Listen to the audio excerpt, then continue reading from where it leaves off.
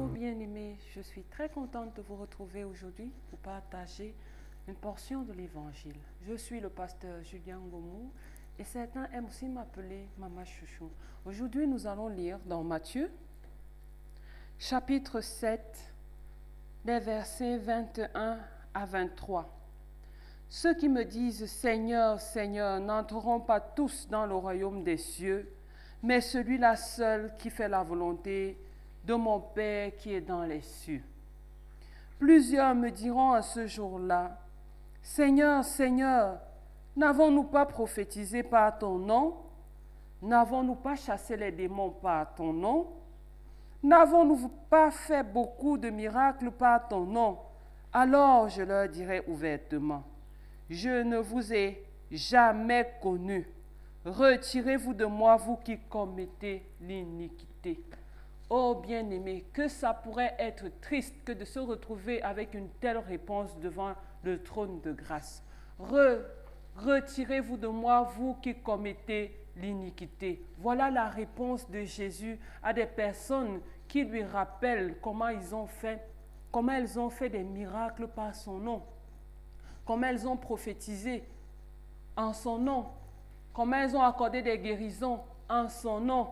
C'est tout ce qui caractérise le paysage spirituel des Camerounais aujourd'hui. Beaucoup de prophéties, beaucoup d'enseignants, de docteurs, beaucoup de personnes qui disent connaître Dieu et conduire les autres. Beaucoup de dons spirituels, beaucoup d'œuvres.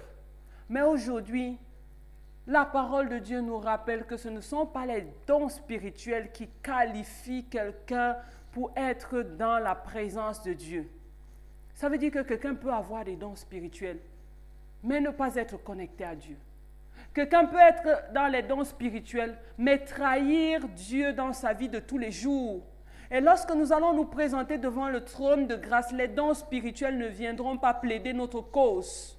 Les miracles que nous aurons accomplis, les guérisons que nous aurons accomplies, les prophètes, les prophéties que nous aurons données ne viendront pas plaider notre cause devant Dieu.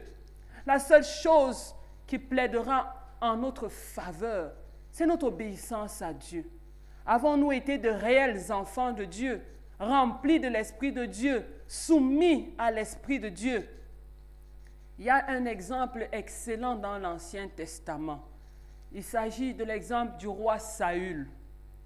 Saül était le premier roi d'Israël. Saül aimait les sacrifices. Mais un jour, le Seigneur l'a repris et il lui a dit, l'obéissance vaut mieux que les sacrifices. Cela est dit dans 1 Samuel, chapitre 15, versets 22 et 23.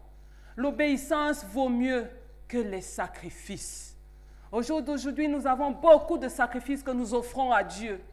Certains ne diront pas, Seigneur, Seigneur, j'ai prophétisé, mais ils diront, Seigneur, Seigneur, j'allais à l'église tous les dimanches. Seigneur, Seigneur, j'étais chantre dans mon église. Seigneur, Seigneur, j'étais diacre, diaconesse. Comment peux-tu me tourner le dos aujourd'hui? Et lui, il te dira, est-ce que tu avais mon esprit? Est-ce que tu étais obéissant? Est-ce que tu étais soumis à ma parole?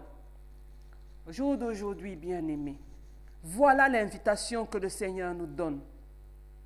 Jésus a été crucifié.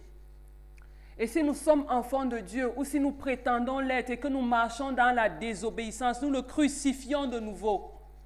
Et je ne pense pas qu'il acceptera dans son royaume des personnes qui le crucifient à nouveau.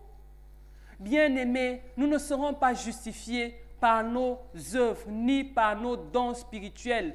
Même si nous accomplissons les miracles les plus merveilleux sur cette terre, si nous nous déconnectons de Jésus-Christ, nous aurons perdu l'essentiel.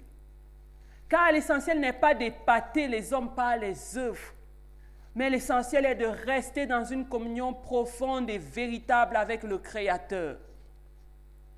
Bien-aimé, voilà la parole qui t'est lancée ce matin.